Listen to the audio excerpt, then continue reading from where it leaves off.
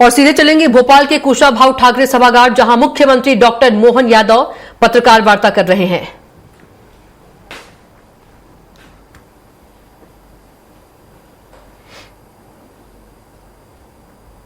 मंडल साहब का स्वागत कर रहे हैं आयुक्त जनसंपर्क दीपक सक्सेना जी।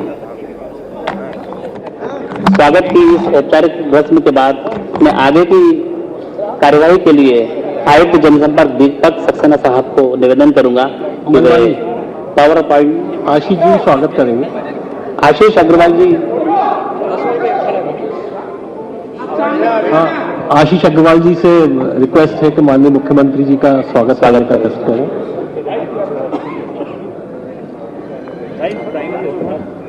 कौन सा?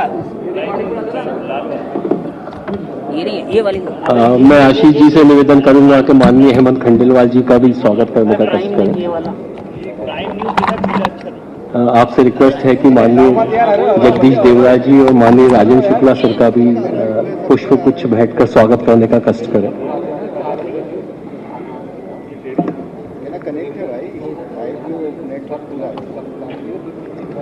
बहुत बहुत धन्यवाद।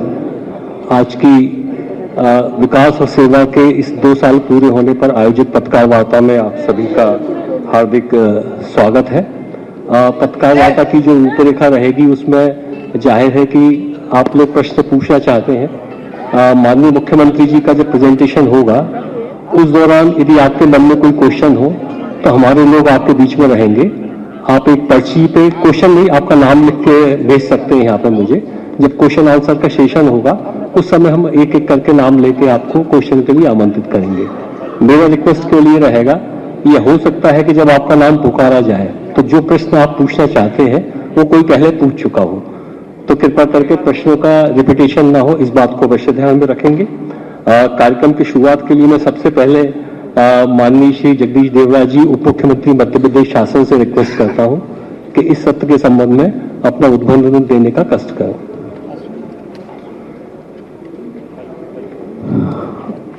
आज की इस पत्रकार वार्ता में मध्य प्रदेश के यशस्वी मुख्यमंत्री परम श्रद्धेय आदरणीय मोहन यादव जी, डॉक्टर मोहन यादव जी, भारतीय जनता पार्टी के प्रदेश के अध्यक्ष परम श्रद्धेय आदरणीय हेमंत खंडेलवाल जी, मध्य प्रदेश की सरकार में मेरे सहयोगी साथी उप मुख्यमंत्री आदरणीय राजेंद्र शुक्ला जी, हमारे मीडिया के प्रभारी आदरणीय आशीष जी, नीरज जी, दीपक जी, उपस्थित सभी इलेक्ट्रॉनिक और प्रिंट मीडिया के पत्रकार साथी। सबसे पहले तो मध्य प्रदेश सरकार को 2 वर्ष पूरे हो गए, 2 वर्ष का कार्यकाल पूरा हुआ है। इसके लिए आप सभी को और प्रदेशवासियों को बहुत बहुत बधाई, बहुत शुभकामनाएं। विकास भी और विरासत भी। देश के यशस्वी प्रधानमंत्री जी नरेंद्र मोदी जी के नेतृत्व में, मार्गदर्शन में विरासत और विकास, सबका साथ सबका विकास, इस परिकल्पना को पूरा करने का संकल्प मध्य प्रदेश के डॉक्टर मोहन यादव जी की सरकार ने दृढ़ संकल्पित है। और इस बात की खुशी है कि हमारे प्रदेश के यशस्वी मुख्यमंत्री ऊर्जावान, जोश और खरोश के साथ, जिनकी इच्छा शक्ति है, इच्छा शक्ति के साथ इस मध्य प्रदेश को विकास के रास्ते पर ऊंचाइयों तक, और जो दृढ़ संकल्प लिया है कि हमारा प्रदेश देश में विकास की श्रेणी में नंबर 1 पर आए, और इसी बात को लेकर के दृढ़ संकल्पित है। निश्चित रूप से सभी क्षेत्रों में जो विकास हुआ है वो अभूतपूर्व है। जितनी सराहना की जाए उतनी कम है। एक बार मैं पुनः हमारे यशस्वी मुख्यमंत्री डॉक्टर मोहन यादव जी का बहुत हृदय से धन्यवाद करते हुए, बधाई देते हुए कि 2 वर्ष का कार्यकाल बहुत ही उपलब्धि भरा कार्यकाल रहा है और निश्चित रूप से हमारा प्रदेश निरंतर प्रगति के पथ पर है और सभी क्षेत्रों में निश्चित रूप से एक ऊर्जा से भरा हुआ है। मैं एक बार और आप सभी को, प्रदेशवासियों को बहुत बहुत बधाई देते हुए निश्चित रूप से इसी आशा और विश्वास के साथ कि हमारा प्रदेश निरंतर प्रगति के पथ पर आगे बढ़ेगा। निश्चित रूप से मैं आगे के लिए दीपक जी को बताऊंगा कि वो आगे कार्रवाई करें। धन्यवाद माननीय उप मुख्यमंत्री जी। मैं भारतीय जनता पार्टी के माननीय अध्यक्ष श्री हेमंत खंडेलवाल जी से रिक्वेस्ट करूंगा कि इस अवसर पर अपना उद्बोधन प्रदान करने का कष्ट करें। सरकार के विकास और सेवा के 2 वर्ष इस अवसर पे आयोजित पत्रकार वार्ता में हम सबके आदरणीय हमारे लोकप्रिय मुख्यमंत्री मोहन जी, उप मुख्यमंत्री आदरणीय राजेंद्र जी, आदरणीय देवड़ा जी, नीरज जी, हमारे सीपीआर महोदय, आशीष जी और यहाँ उपस्थित सभी पत्रकार बंधुओं का मैं हार्दिक स्वागत और अभिनंदन करता हूं। आज का दिन हम सबके लिए बड़ा महत्वपूर्ण है क्योंकि मध्य प्रदेश में भाजपा की मोहन यादव सरकार के नेतृत्व में सरकार सफलतम 2 वर्ष पूरे कर रही है। इस अवसर पे मैं डॉक्टर मोहन यादव जी, मंत्रिमंडल के सहयोगियों, संगठन के कार्यकर्ताओं और प्रदेश की जनता को हृदय से बधाई देता हूं। हमारे देश के प्रधानमंत्री नरेंद्र मोदी जी के मार्गदर्शन में और मोहन यादव जी के प्रभावी नेतृत्व में प्रदेश में विकास एक नई ऊंचाइयों पे पहुंच रहा है। सरकार ने सुशासन, पारदर्शिता और त्वरित निर्णय लेने की क्षमता का प्रशासन को मूल आधार मानते हुए गरीब, युवाओं, किसान और महिलाओं के सशक्तिकरण को सर्वोच्च प्राथमिकता दी है। भ्रष्टाचार पे कड़ी कार्रवाई कर जवाबदेही की व्यवस्था को सुधारने का काम सरकार ने पारदर्शी तरीके से किया है। इस दिशा में मध्य प्रदेश में मोहन यादव जी की सरकार तीव्र गति से आगे बढ़ रही है और 2047 तक विकसित भारत के संकल्प को लेकर कार्य कर रही है। कुछ बिंदुओं पे मैं आप सबका ध्यान दिलाना चाहूंगा और विस्तृत हमारे मुख्यमंत्री जी सारा का सारा सरकार का 2 वर्ष का जो विकास है उस पर अपना मार्गदर्शन देंगे। गरीब कल्याण को लेकर हमारी सरकार ने कई अच्छे काम किए।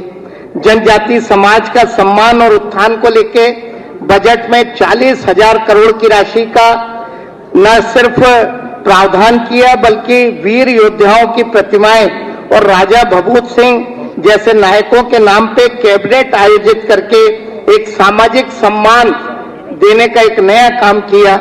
महिला सशक्तिकरण में नई क्रांति, हमारा लाडली बहना में 1,500 की राशि की, देवी अहिल्या और नारी सशक्तिकरण मिशन की शुरुआत की, महिला उद्यमियों के लिए लगभग 275 करोड़ का प्रावधान किया। इसके अलावा युवा और रोजगार के लिए भी सरकार ने बड़े निर्णय लिए। 1 लाख सरकारी नौकरियों पे पद की भर्ती का काम किया। स्टार्टअप के 50,000 से 1.5 लाख की सहायता दी। निवेश के मामले में भी मध्य प्रदेश सरकार ने ऐतिहासिक काम किया। धार में प्रधानमंत्री मित्र में जिसमें 3 लाख रोजगार और 6 लाख उत्पादकों को कपास के लाभ मिलेगा। 18 नई नीतियां और नया निवेश सिस्टम, 32 लाख करोड़ के प्रस्ताव और 23 लाख रोजगार। धरातल पे 8.57 लाख करोड़ के निवेश और देश में तीसरा सर्वाधिक निवेश करने वाला राज्य बना। आध्यात्मिक और सांस्कृतिक धरोहर के रूप में भी मैं मुख्यमंत्री जी को धन्यवाद देना चाहूंगा कि सम्राट विक्रमादित्य, राजा भोज सहित 9 महापुरुषों के नाम पे राजधानी में द्वार, ओमकारेश्वर, विक्रमादित्य राम वन पथ, गमन पथ, श्री कृष्ण लीलाओं से जुड़े स्थल और मां शिप्रा का शुद्धिकरण घाट निर्माण, सीएस 2028 की तैयारियां और स्वास्थ्य सेवाओं में पीएम श्री एयर एम्बुलेंस जैसे नए प्रयोग और 12,655 आयुष्मान आरोग्य मंदिर बनाने जैसे बड़े काम सरकार ने किए। हर विभाग में, हर समाज के हर वर्ग को सरकार ने काम करने का प्रयास किया।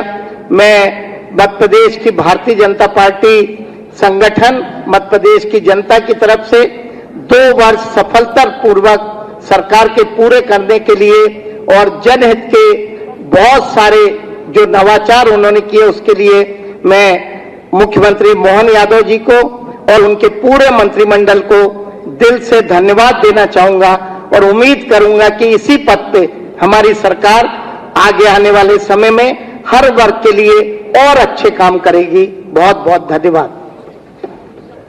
धन्यवाद आदरणीय खंडेलवाल सर। आज पत्रकार वार्ता के इस अवसर पर हम जो हमारी उपलब्धियां हैं उसके संबंध में कुछ पुस्तकों का हमने प्रकाशन किया है, उनका विमोचन भी करने जा रहे हैं। विकास और सेवा के जो 2 वर्ष कंप्लीट हुए हैं उसकी विभागवार उपलब्धियों के संबंध में एक पुस्तक का विमोचन किया जा रहा है। उसके लिए मैं माननीय मुख्यमंत्री जी से आग्रह करूंगा कि विमोचन करने का कष्ट करें।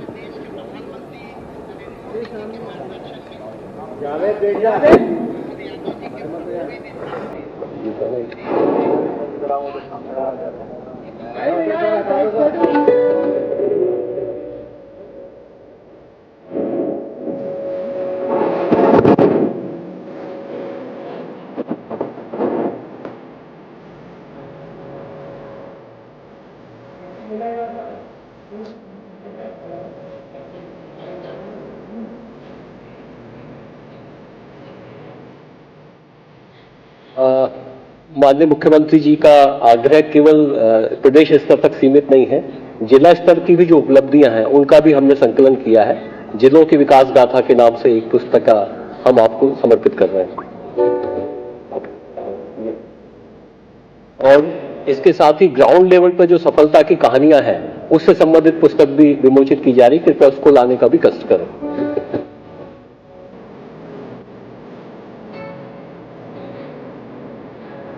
इसके साथ साथ एक किताब नई राह है, नए अवसर के नाम से हम विमोचन करने जा रहे हैं। इस किताब में शासन की जो भी योजनाएं हैं उन योजनाओं से संबंधित जानकारी का समावेश है।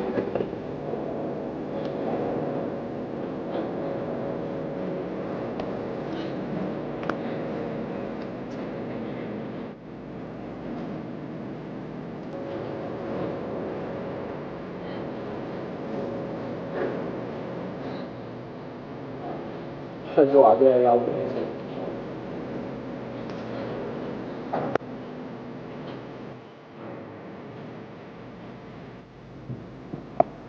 बहुत बहुत धन्यवाद। अब मैं माननीय मुख्यमंत्री जी से रिक्वेस्ट करूंगा कि अपना उद्बोधन और प्रेजेंटेशन के माध्यम से उचित लगे तो आपको अवगत कराने का कष्ट करें। आप प्रेजेंटेशन लगा दीजिए, शिफ्ट कर दीजिए।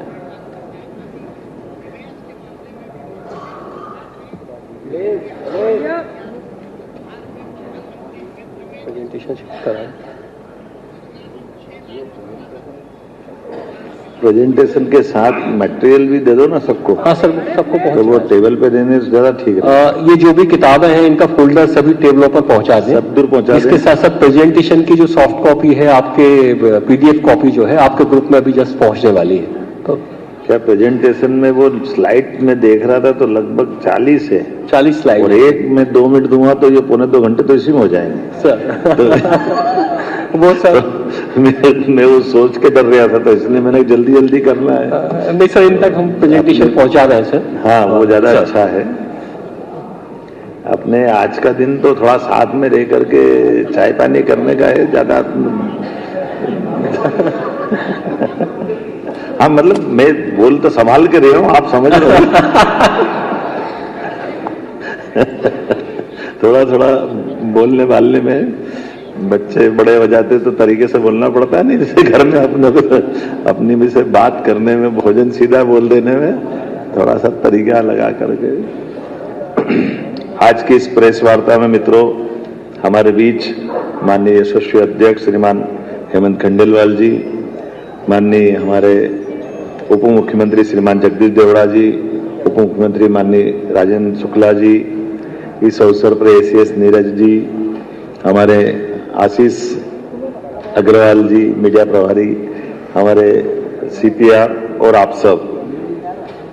यद्यपि मैं प्रेस वार्ता में कोई नई बात या ऐसी कोई अलग से बात नहीं कर रहा हूं, ये हमारे आपके सबके साथ बीते हुए 2 वर्ष के जिसके आप भी साक्षी हो, और शासन की योजनाओं में कमोबेश अगर हम कोई किसी वर्ग से बात करें तो सबसे पहले प्रेस के वर्ग से ही रूबरू होना पड़ता है, और प्रेस के माध्यम से वो बातें समाज तक नीचे तक जाती भी है। उसी सिलसिले में यद्यपि ये सरकार के गठन के साथ जो जो काम किए गए हैं, विभाग भी बहुत सारे हैं, योजनाएं भी बहुत सारी है, और बहुत सारी योजनाओं में बहुत सारे क्षेत्रों में काम करने का प्रयास भी किया गया। लेकिन काम को करते करते ये बात भी सही है कि समय 2 साल का लगा, लेकिन ये काम भी इतना बड़ा रहता है कि 2 साल भी बहुत, अगर हम पीछे देखो तो बहुत लगते हैं, आगे देखो तो बहुत कम लगते हैं। तो ये इसीलिए हमने इसी के साथ पिछले मतलब इसी महीने से 2 साल की समीक्षा बीते कामों की और 3 साल के टारगेट विभागवार इस दिशा में काम करना प्रारंभ किया था, और वो सिलसिला चल भी रहा, काफी हद तक हो भी गया है।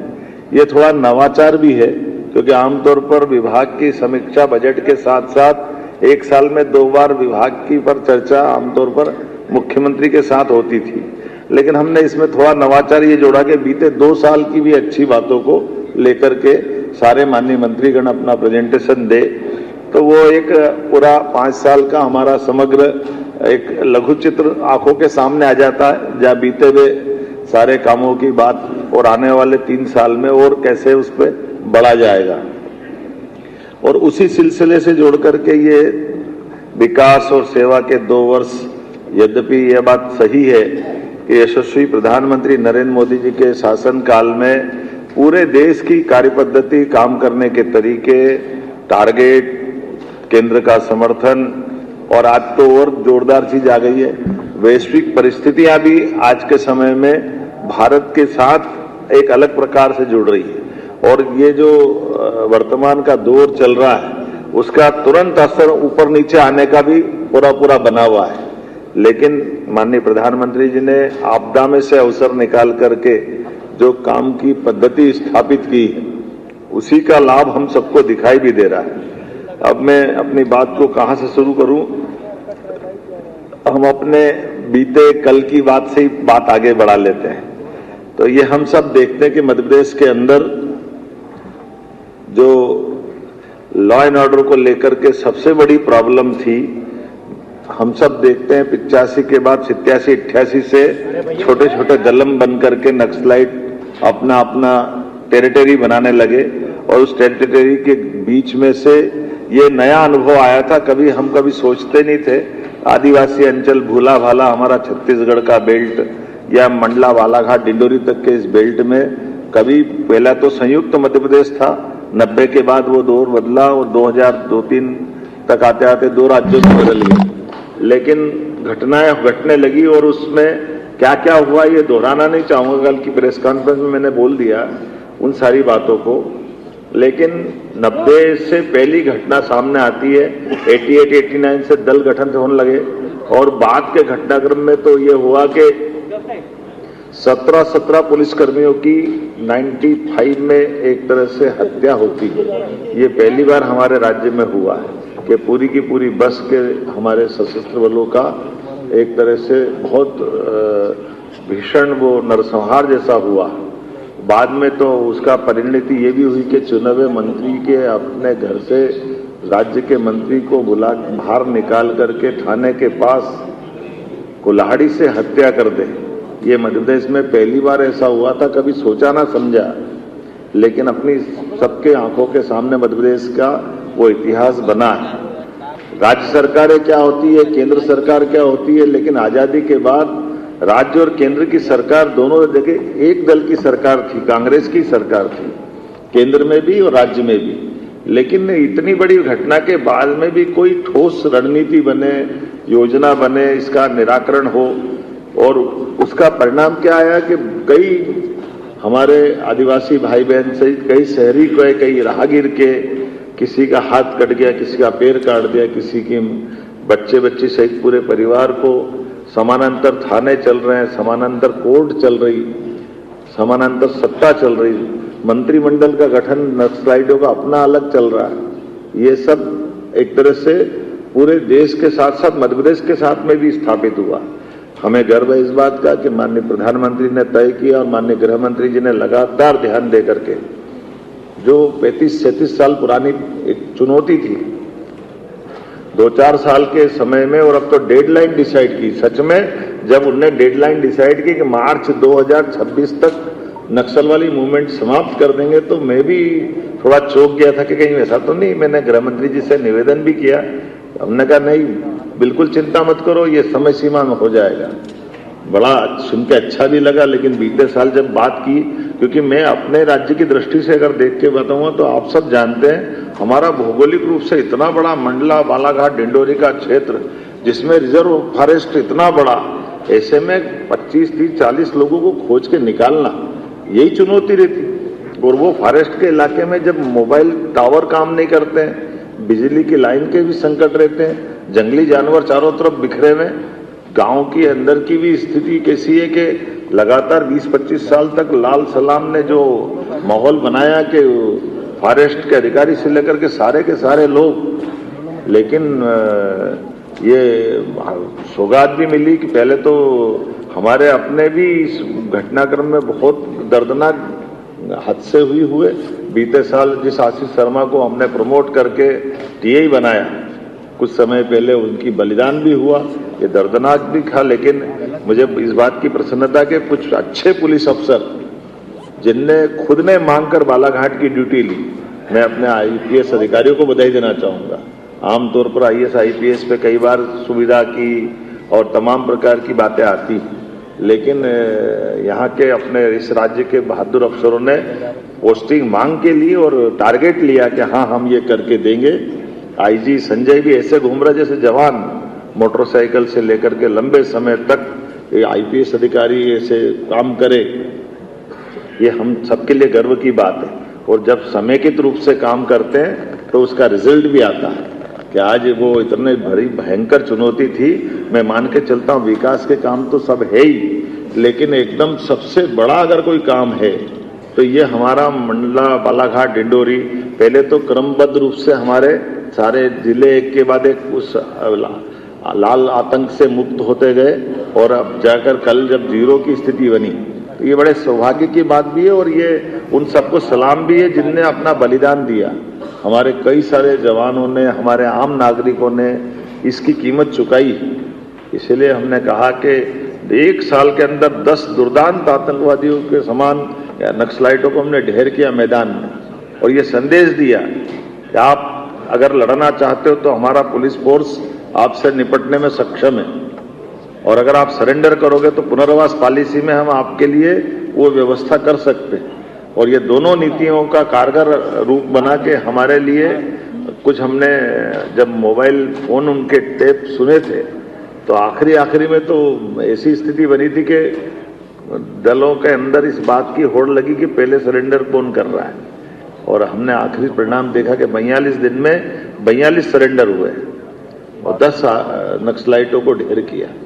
तो ये एक बहुत बड़ी चुनौती थी पुलिस के लिए और प्रशासन के लिए। अब ये अलग बात है कि अब हम वापस उस बालाघाट, मंडला, डिंडोरी के अंदर जिन भी कारणों से ये पनपा फैला था, हम उसको अंदर से उस तरह के तंत्र को भी मजबूत करें कि दोबारा ये सांप अपना फन नहीं फैला सके।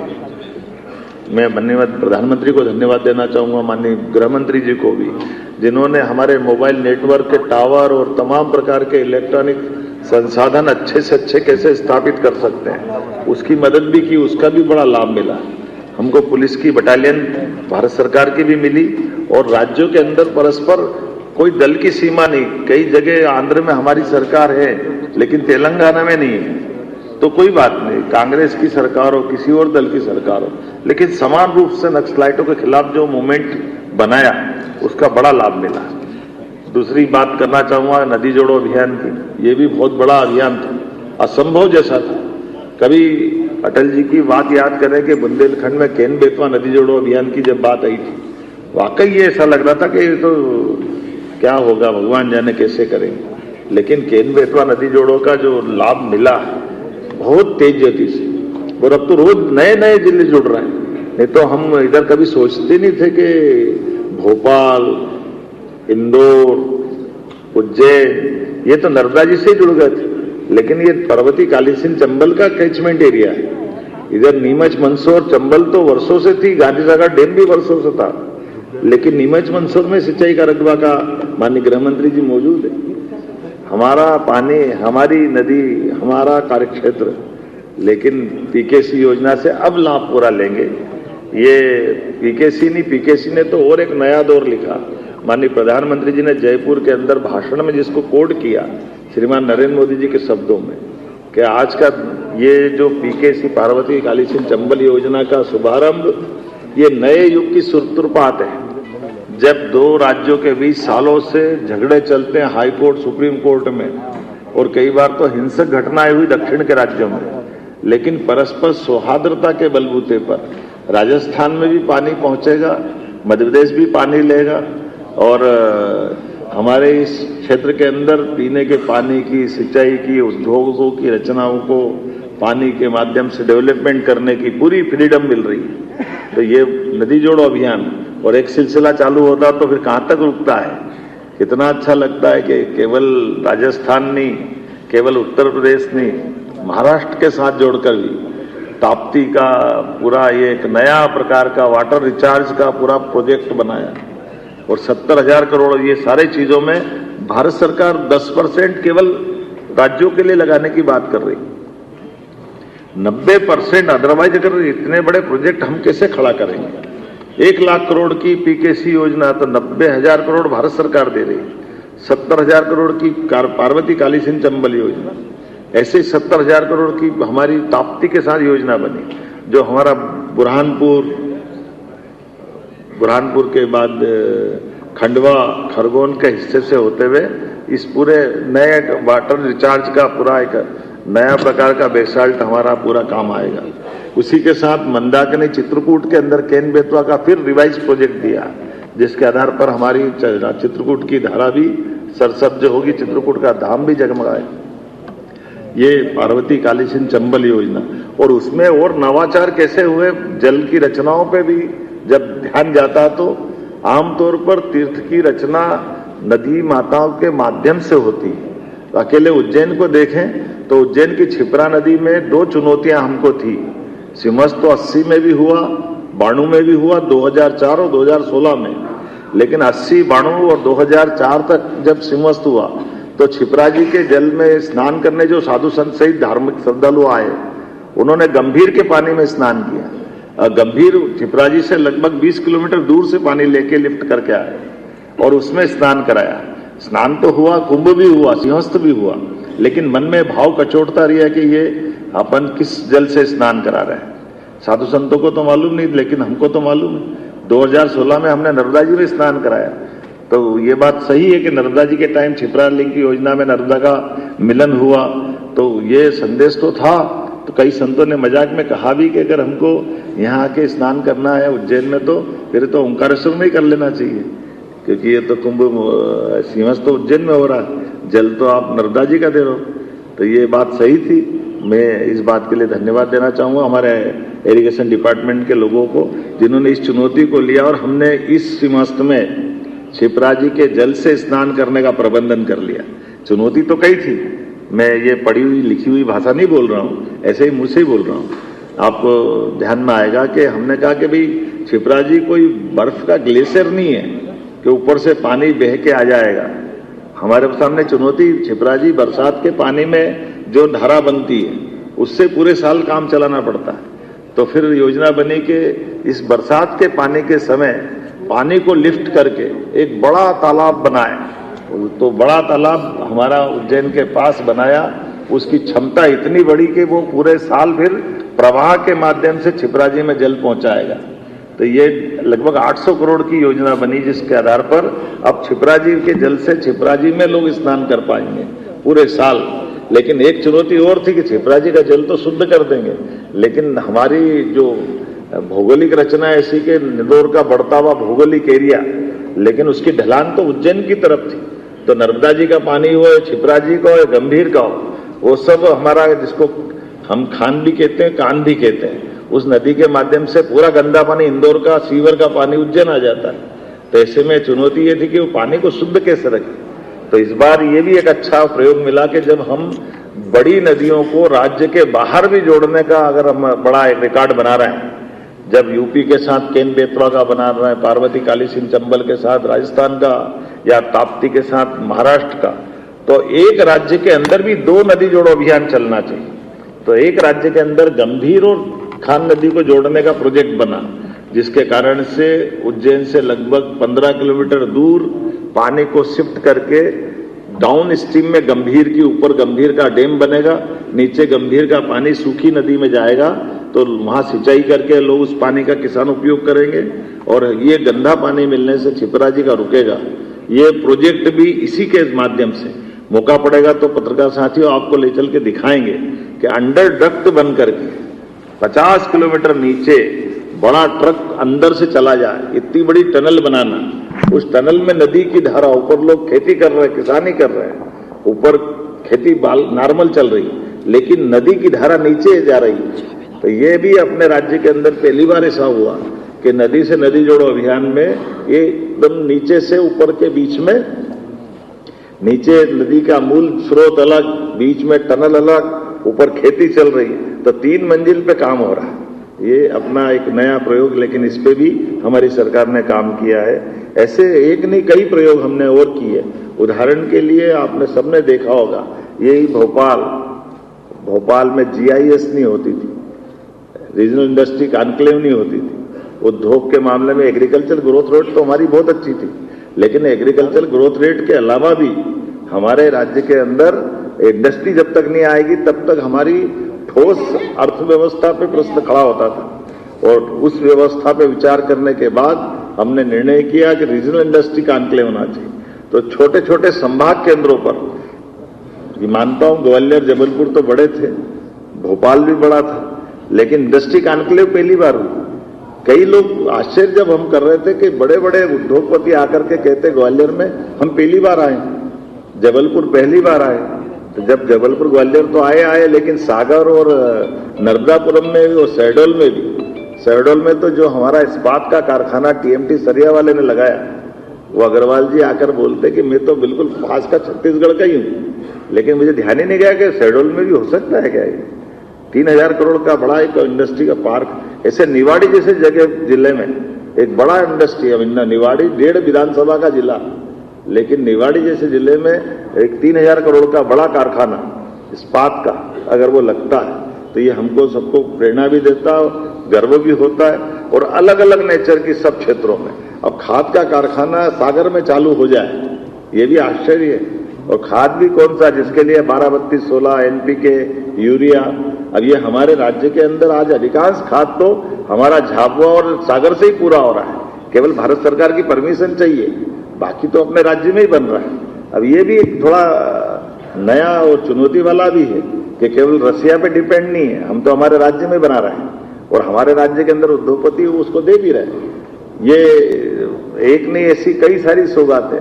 पंप स्टोरेज, अभी मैं जब ग्रीनको के लिए हैदराबाद में गया, तो हैदराबाद में जिस कंपनी में मैं गया और जिस कंपनी ने यहाँ लगभग 6000 करोड़ का निवेश किया है पंप स्टोरेज, राज्य के अंदर सौहार्दपूर्ण संबंध आसपास का रहने का क्या परिणाम आता है बताना चाहूंगा। ये देश का नहीं दुनिया का सबसे बड़ा पंप स्टोरेज हाइड्रोल पावर हमारा बना है नीमच में।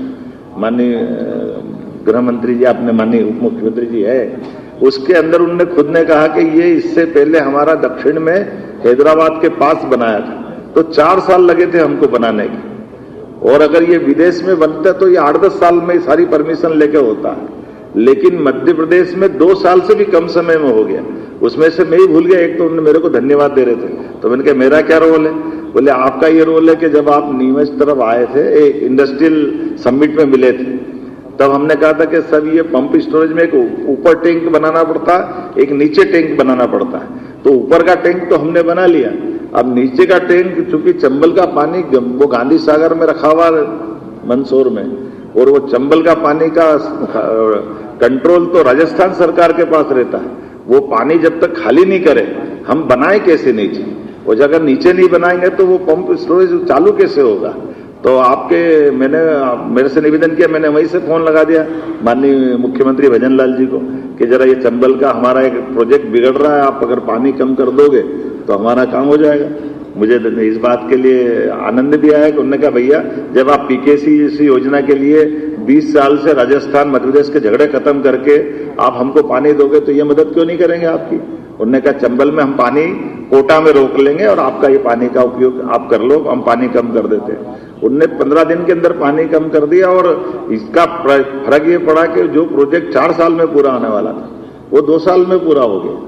तो ये कम से कम सरकार की व्यवस्थाओं में सजगता के साथ दूरदेशी व्यवस्थाओं के आधार पर जोड़ने का कई सारी बातें मैं कर सकता हूं आपके बीच में से। ऐसी बहुत सारी बातें हैं, जैसे पीएम मित्र पार्क, ये 7 पार्क हमारे भारत सरकार के माध्यम से सालों पहले मिले थे, जिसके आधार पर कपास तो हमारे यहाँ होता है, लेकिन कोयम्बटूर जब गया तो उन्होंने कहा कपास, बोले आपके यहाँ से आता मध्य प्रदेश से। अब हमारा कॉटन धागा भी वो बनाए, कपड़ा भी वो बनाए, कपड़े को रेडीमेड गारमेंट्स बना करके वो दुनिया भर में निर्यात करे, माल तो हमारा।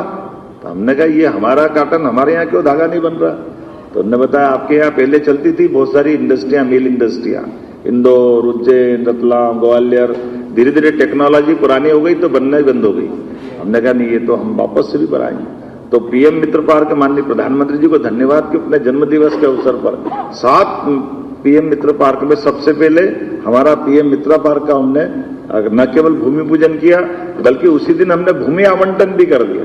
केवल इतना ही नहीं, अभी मैं आपसे आ रहा था तो आते आते भंडारी मेडिकल कॉलेज वालों का फोन आया। उनने कहा कि आपकी वो 2 साल की उपलब्धि तो मैं कल विज्ञापन छापूंगा, आप बता देना। मैंने कहा आपकी क्या बात?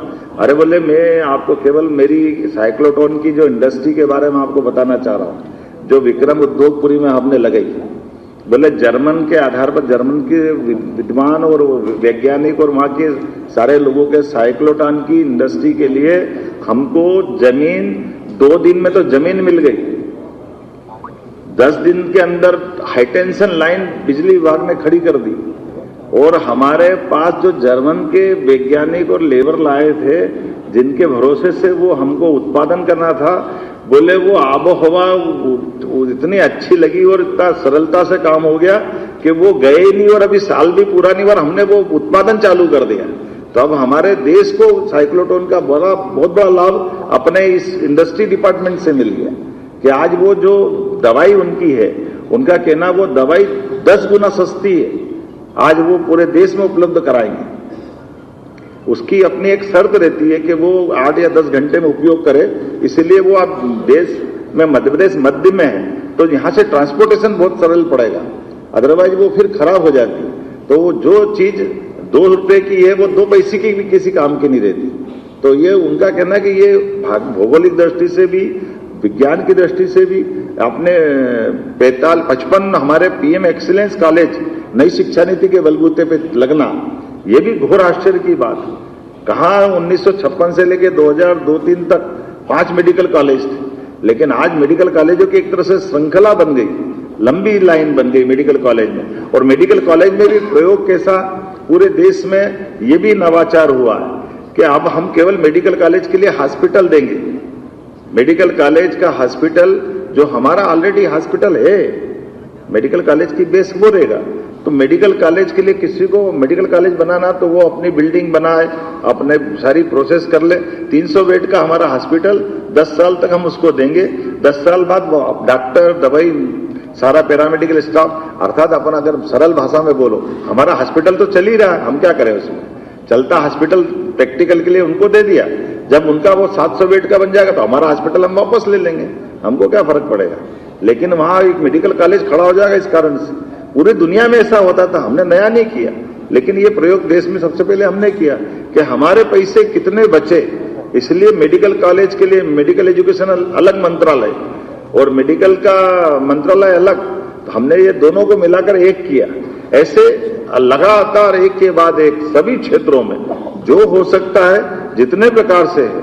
आज अपन इंदौर की हुकुमचंद मिल का आपको उदाहरण मालूम है, प्रधानमंत्री जी के माध्यम से हुकुमचंद मिल की लैंड पूरी केवल 300-400 करोड़ रुपए के चक्कर में 30 साल से 7,000 मजदूर में से 2,000 लोग उम्मीद में मर गए कि हमको 2 लाख मिलेंगे, 4 लाख मिलेंगे, लेकिन कोर्ट में निराकरण नहीं हो रहा था। हमने कहा ये सरकार पैसा दे देगी तो सारे मजदूरों का भला हो गया, और आज वो हाउसिंग बोर्ड के माध्यम से, नगर निगम के माध्यम से 200-300 करोड़ देने के बाद लगभग 70-80 हजार करोड़ का प्रोजेक्ट बनेगा। ये जो बड़ा प्रोजेक्ट बनेगा इसमें ये केवल अपने साथ 2 विभाग हैं, एक इंडस्ट्री डिपार्टमेंट, एक हमारा लोकल एडमिनिस्ट्रेशन के माध्यम से हाउसिंग बोर्ड, प्राधिकरण या जो भी कोई विभाग होगा, तो जमीन के प्रॉपर उपयोग करते हुए विकास की दृष्टि से। अन्यथा सांप बिच्छू घूम रहे हैं, जंगल बना हुआ है, मुकदमा चल रहा है, चलने दो। जैसे उसी प्रकार से जैसा हमारा ये भोपाल का कचरा 40 साल से सड़ रहा था यहीं पे भोपाल में, जब भी गूगल खोलो भोपाल को पूछो तो एक बच्चा मरा, आंख खुली, उसको दिखता था भूत जैसा, क्या करो उसको। ये भोपाल की पहचान बनी थी, लेकिन आज भोपाल की पहचान उससे बदल के GIS भोपाल में हो रहा है, विकास हो रहा है। घटना हो गई, परमात्मा करे कोई ऐसी घटना नहीं होना चाहिए, लेकिन घटना के बाद वो कचरा कब तक पड़ा रहना चाहिए? Court, high court, supreme court सब हो रहा है, तो उसका निष्पादन प्रॉपर कराया, और निष्पादन कराने के बाद आज जो हमको करना वो करेंगे, लेकिन इन पुरानी समस्या से निपटना तो हमको पड़ेगा ही सही। शहरीकरण के आधार पर 2 मेट्रोपॉलिटन अथॉरिटी, हमारा भोपाल भी बढ़े, केवल शहर के अंदर ही क्यों बढ़े, लंबा प्लान करना पड़ेगा। आज हैदराबाद था राजधानी जब था आंध्र का, आज अमरावती खड़ी करके उनने अपने आप में एक बड़ी कैपिटल बनाने का प्लान कर लिया। ये आदर्श उदाहरण है। माननीय प्रधानमंत्री जी के नेतृत्व में राष्ट्रपति निवास, प्रधानमंत्री निवास, नई पूरी पार्लियामेंट दिल्ली के अंदर बनके तैयार हो गई। तो ये जो नया निर्माण करते हुए भी हम चीजें खड़ी कर सकते हैं, ये आदर्श उदाहरण है। तो इंदौर उज्जैन मेट्रोपॉलिटन, भोपाल मेट्रोपॉलिटन, केवल भोपाल नहीं तो बगल का नर्मदापुरम, रायसेन, सीहोर, विदिशा, ये 5 को जोड़ के इधर आष्टा तक का, उधर से 4-5 जिलों का मिलाकर हमारा दूसरा मेट्रोपॉलिटन, ये दोनों को जोड़ करके ये बड़ी विकास की संभावना भी है। और लंबा प्लान करते हुए लगभग डेवलपमेंट के लिए 10-20 किलोमीटर नहीं, अकेले इंदौर उज्जैन मेट्रोपॉलिटन की बात करेंगे तो 11,000 करोड़, 11,000 किलोमीटर से ज्यादा पूरा सराउंडिंग एरिया बनेगा। और मूल रूप से डेवलपमेंट के लिए अगर बात करें तो बड़ा हमारा आकर्षण बनता औद्योगिक क्षेत्र से। जब औद्योगिक क्षेत्र नागदा बन गया तो नागदा के बाद में तो आवासीय और कमर्शियल हो गई सही, पीथमपुर बन गया तो पीथमपुर के बाद रहने के लिए भी और कमर्शियल चाहिए गई सही, देवास का है, मक्सी का है। तो हमने बेस बदल दिया कि हमारी औद्योगिक केंद्र बेस बनेंगे, उसके बाद रेसिडेंशियल, कमर्शियल, PSP के बाकी प्रोजेक्ट आते जाएंगे, और आने आज नहीं तो कल तक आगे तक जाएगा। इसी का परिणाम है कि इसी की बाकी कनेक्टिविटी, ग्रीन बेल्ट हमारा खास करके जो एक्सप्रेस हाईवे, ग्रीनफील्ड हाईवे, 4 लेन, 6 लेन, एयरपोर्ट के साथ एविएशन पॉलिसी में हमारी इंटर स्टेट और इंट्रा स्टेट ये एविएशन के प्रोजेक्ट अपने सबके सामने चल रहे हैं। ये अब उत्तराखंड में चलते थे 4 धाम के लिए, केदारनाथ, बद्रीनाथ, गंगोत्री, जमुनोत्री, अब तो उज्जैन ओंकारेश्वर क्यों नहीं हो सकते? वो शानदार चल रहा अपना, क्या फर्क पड़ गया? ऐसे एयरपोर्ट अपने 7 से 9 तो हो गए और 10वां तैयार हो रहे, 10वां भी चालू हो गया। और ये तो 10 जिसको एविएशन डिपार्टमेंट ने मान लिया, बाकी सिंगरौली, रतलाम, नीमच, मंदसौर, वहां हमारे B200 तो उतरते ही हैं शाम के साथ, सारी हवाई पट्टियां चालू है, इसमें कोई कष्ट नहीं है। आपने देखा ही है कि जब अपना स्थापना दिवस मनता है तो एक दिन क्यों 3 दिन मनना चाहिए, और 3 दिन मने तो अपने कलाकार आनंद के साथ हो जाए। तो यहाँ विक्रमादित्य का महानाट्य भी होता है और भगवान कृष्ण की लीलाओं को लेकर के 500 कलाकार भोपाल की, ये पहली बार हुआ। 18 पॉलिसियां फिल्म निर्माण से लेकर सभी प्रकार की। अभी बुंदेलखंड के अंदर राजगढ़ पैलेस में गए अपन, इतना गजब का स्थान है, ऐसा लगेगा कि कहां पूरे देश में नहीं मिलेगा। ऐसे अगर उज्जैन में जाओगे तो हायर सेकेंडरी स्कूल 50 साल से चलता था, महाराज बाग क्रमांक 1, 2, 3, आज वो 7 स्टार होटल हो गया टूरिज्म का। हमारी सारी टूरिज्म की प्रॉपर्टी में सबसे ज्यादा कहीं कलेक्शन आ रहा है तो अकेले उस हायर सेकेंडरी स्कूल में हो रहा। और टूरिज्म मिनिस्टर पूरे देश में आदर्श उदाहरण देते हैं कि अच्छा पैलेस कैसे बन जाता है हेरिटेज में, ये उदाहरण उनका बना है। कहने के लिए तो बहुत सारी बातें हैं, लेकिन आज जब मैं आपसे बात कर रहा हूं तो ये सारा मैटर तो आपके पास पहुंच ही गया, और अब मैं बोलूं क्या, जितना तो आप मेरे से ज़्यादा समझते और बोलते रहते हो। ये सारी बातें आप करते रहते हो। बोलने के लिए बहुत सारी बातें बोल सकता हूँ, लेकिन जिस प्रकार से समय बदला है और समय के साथ ऊर्जा के क्षेत्र में पूरे देश में सबसे सस्ती बिजली अगर कोई दे रहा है तो अपना राज्य दे रहा है। बिजली में भी ऐसे ऐसे नए प्रयोग हुए कि जिसके आधार पर बिजली के लिए सारे लोग भुचक के देख रहे हैं ये हो क्या रहा है। मध्य प्रदेश हमारा सबसे लोएस्ट रेट बिजली में गया और इसके आधार पर ओंकारेश्वर और ये बड़े बड़े प्रोजेक्ट तो हमारे हैं, आगर, नीमच, सोलर पार्क भी 2000 मेगावाट का, और कंपोजिट यूपी और हमारा 6 महीने वो वापर लेंगे, 6 महीने हम वापर लेंगे। पानी की तो हम बदला बदली करी ना, बिजली का भी आपस में साझेदारी कर रहे हैं, 2 राज्य आगे बढ़ते हैं। तो ये जो हमारा जो मुरैना का जो बीहड़ का जंगल है, इसका बेहतर से बेहतर उपयोग कैसे कर सकते हैं। आज ये बदलते दौर में हमारी आने वाले समय के टारगेट भी बड़े हैं, लेकिन अभी बात नहीं करूंगा, बीते समय की बात करूंगा जब हमने अपने नामांतरण की नई पद्धति लगाई। ये भी पूरे देश में रेवेन्यू के लिए नई चीज हो गई। लगभग 1 करोड़ प्रकरणों का निराकरण कराया और ई नामांतरण जैसे आप रजिस्ट्री कराओगे आपका प्रोसेस परमारे चालू हो जाएगी। पटवारी गिरदावर के पास चक्कर खाने की जरूरत नहीं। बंटवारा, नामांतरण, राजस्व ऑनलाइन निराकरण करने के लिए साइबर तहसील के आधार पर भारत सरकार ने पहला पुरस्कार मध्य प्रदेश को दिया।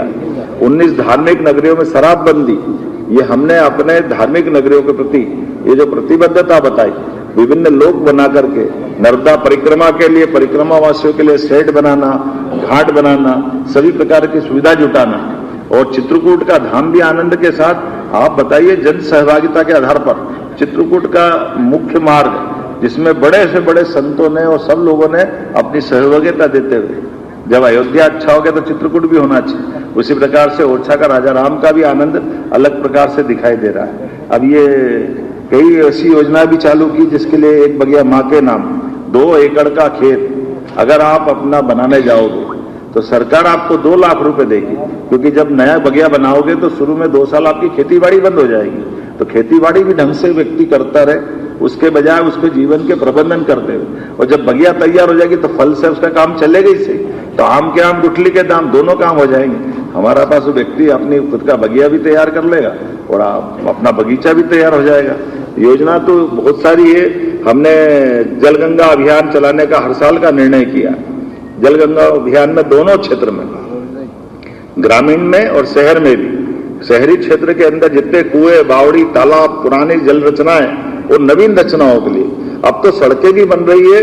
तो हमने सड़कों के किनारे जो मुरम खोदने के लिए या बाकी मिट्टी निकालने के लिए जो गड्ढे होते हैं उसको भी जल रचना में बदलने के लिए पीडब्ल्यूडी मंत्री जी माननीय राकेश जी को धन्यवाद दूंगा। एक योजना बनी कि ये जितना पानी का हम अपना संचय कर सकते हैं उस सबको भी करते जाना है। उसी प्रकार से ग्रामीण अंचल में भी सभी पंचायतों के साथ ये जलगंगा अभियान के माध्यम से, नदियों का मायका है मध्य प्रदेश।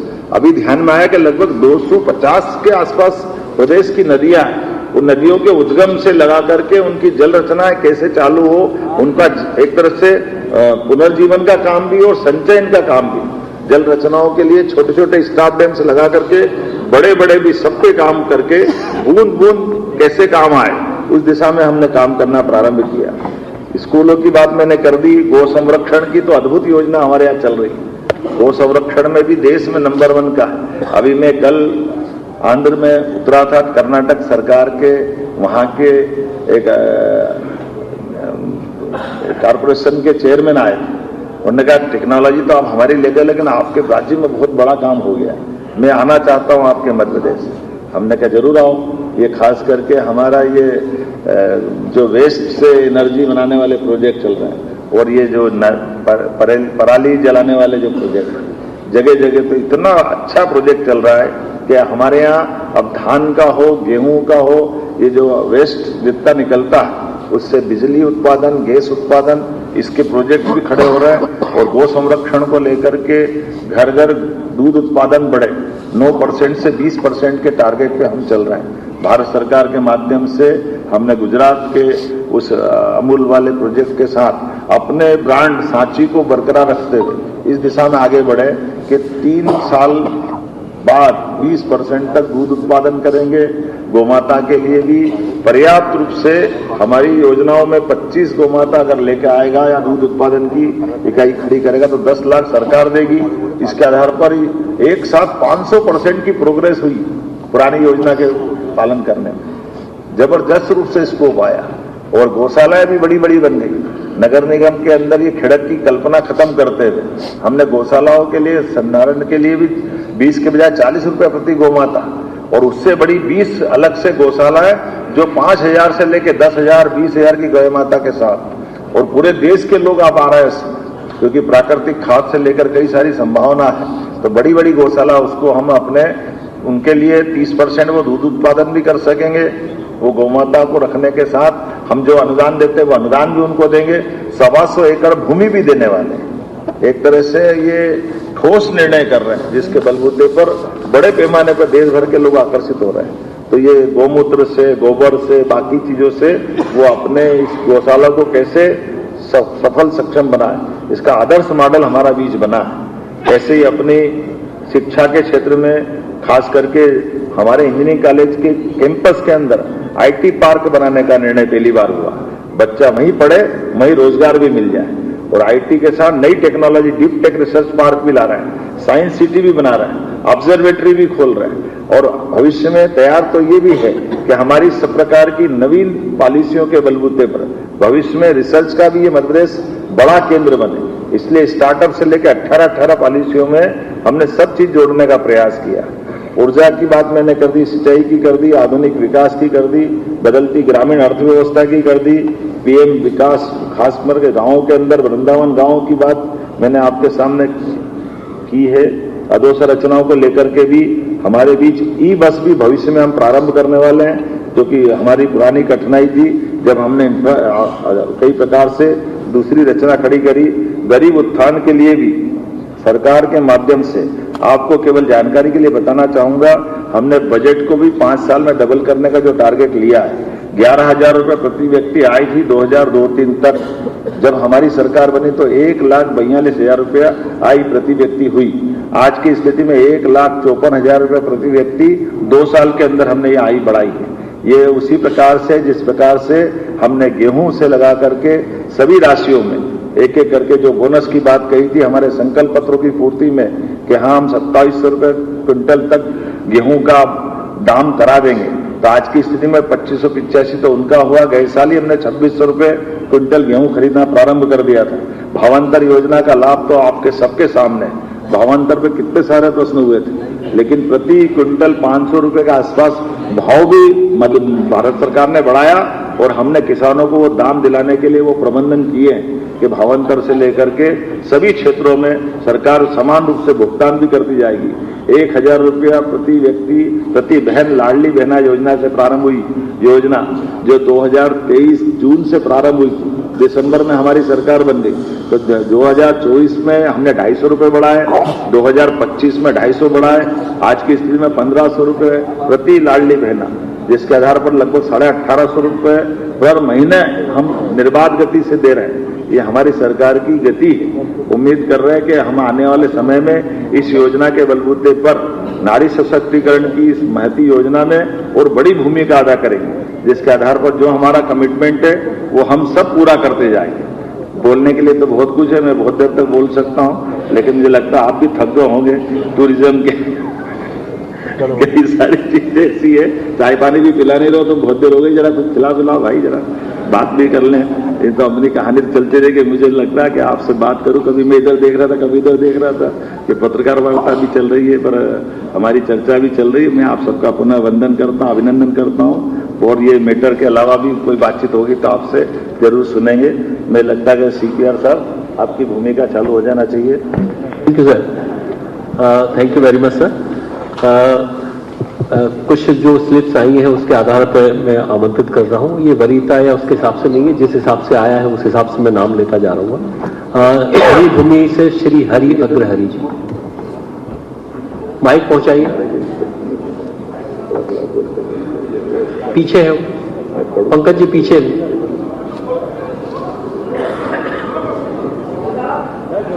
ये माइक लेके बीच में जाइए।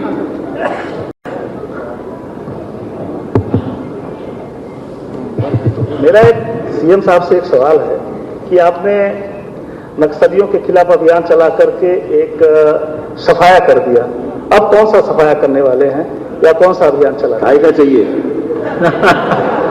नहीं, करने के लिए तो बहुत कुछ है, कहने के लिए बहुत कुछ है। आप बताएं, आप अपने से बताएं तो ज्यादा अच्छा रहेगा।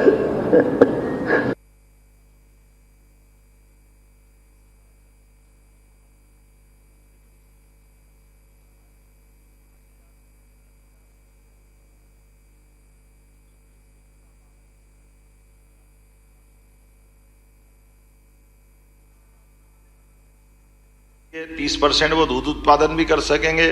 वो गौमाता को रखने के साथ हम जो अनुदान देते हैं वो अनुदान भी